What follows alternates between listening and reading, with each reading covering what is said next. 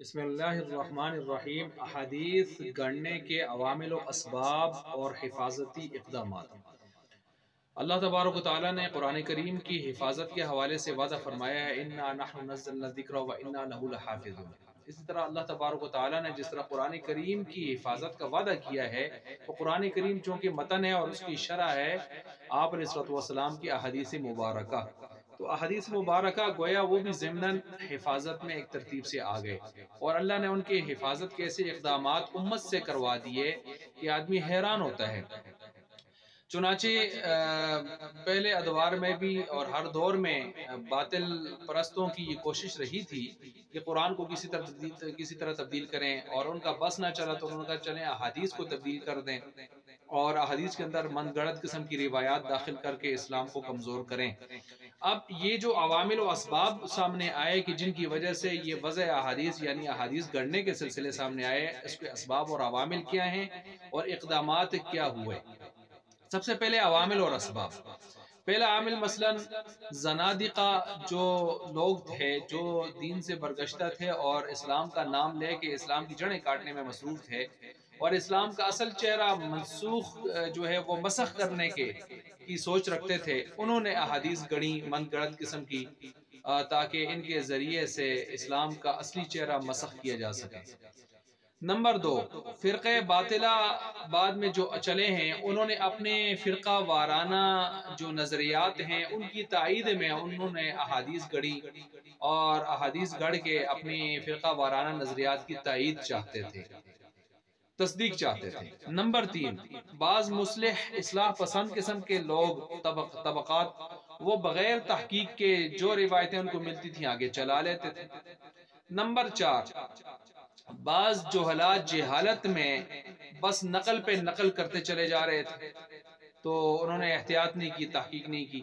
اور نمبر پانچ، کچھ غالیین ایسے کہ جو غلو کرتے ہوئے بعضوں کے حوالے سے انہوں نے احادیث گڑی، بعض ایسے کہ جنہوں نے واعظین واعظ و نصیحت کے لیے احادیث گڑی، بس مختلف قسم کے، خاص کر صوفیاء بعض ایسے کہ جن کا علم سے تعلق نہیں تھا، وہ صوفیاء کے جو علماء تھے اہل علم سے تعلق تھا ان کی بات نہیں کرتا، جو جہالت میں ڈوبے ہوئے بعض صوفیاء تھے انہوں نے ان کے حوالے سے انہوں نے بہت زیادہ جو ہے اس میں نقصان دینے کی کوشش کی۔ تو یہ چند عوامل اور اسباب تھے کہ جن کے تحت احادیث گڑنے کے سلسلے شروع ہوئے۔ کچھ ناموری حاصل کرنے کے لیے اور بناوٹی شہرت حاصل کرنے کے لیے اس قسم کے کاروباری سلسلے چلاتے تھے۔ بہرحال اس حوالے سے اللہ تبارک و تعالیٰ نے امت کے دل و دماغ میں یہ بات ڈالی کہ احادیث کے حوالے سے ان کی حفاظت کے حوالے سے کچھ اہتمام ہونا چاہیے۔ چنانچہ اس میں چند اہتمام ہمارے سامنے آئے، مثلا فن اسماء الرجال، فن جرح و تعدیل، اس قسم کے فن ہمارے سامنے آئے بہت سارے کہ جن میں ہم نے راویوں کے جنہوں نے احادیث نقل کی تھی پہنچائی تھی ان کا نام اور پورا بایو ڈیٹا کلیکٹ کیا گیا، اور ان کے یہاں تک کہ 5 لاکھ لوگوں کے راویوں کے حالات آج ہمارے پاس قلم بند ہیں، اور اس کا اعتراف مستشرقین یہود و نصارہ کفار نے بھی کیا ہے کہ واقعی یہ اسلام کا مسلمانوں کا کمال ہے، مسلمانوں کا یعنی علماء کا، جنہوں نے اپنے نبی کی احادیث کو پرکھتے ہوئے 5 لاکھ لوگوں کے حالات ان کے بایو ڈیٹا جو ہے وہ لکھ لیا ہے، اپنے پاس محفوظ کر لیا ہے۔ نمبر دو، اس کے ساتھ ساتھ جو ہے احادیث کی 16 قسمیں بنائی گئی، اور اصول حدیث باقاعدہ ایک فن ہے، اور اس میں جو ہے 16 قسمیں بنائی گئی کہ یہ حدیث اس درجے کی ہے، اس درجے کی ہے، اس حکم اس حیثیت کی ہے، تو 16 درجوں پر ان کو رکھا گیا۔ ان 16 درجوں میں ایک وضع یعنی موضوع بھی ہے، منکر بھی ہے، شاذ بھی ہے، اور اس کے بالکل شروع میں صحیح لذاتی ہی، صحیح لغیری ہی، حسن لذاتی حسن لغیری، اس طرح کی،